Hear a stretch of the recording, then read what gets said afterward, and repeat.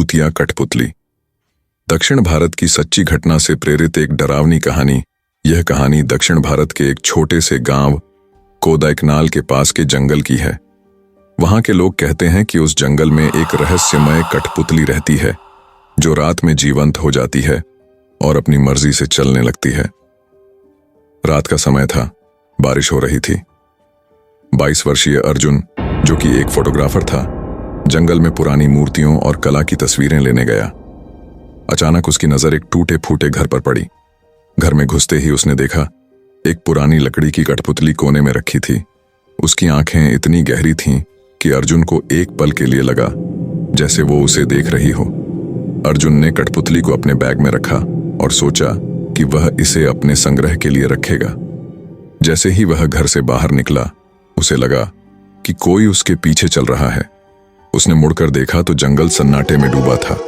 अचानक उसके बैग से आवाज आने लगी, जैसे कोई धीमे धीमे हंस रहा हो। वह डर के मारे बैग को खोलता है और कठपुतली को बाहर फेंक देता है, लेकिन कठपुतली खुद चलने लगती है। उसकी लकड़ी की उंगलियां अर्जुन की ओर इशारा करती हैं। अर्जुन भागने की कोशिश करता है, लेकिन उसके पैर जम जाते हैं।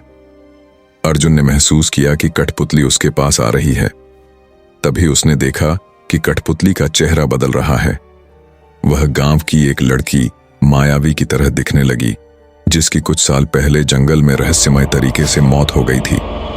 कठपुतली की आंखों से खून के आंसू बह रहे थे। वह अर्जुन से कहती है, तुमने मेरी नींद भंग कर दी, अब तुम्हें मेरी जगह लेना होगा।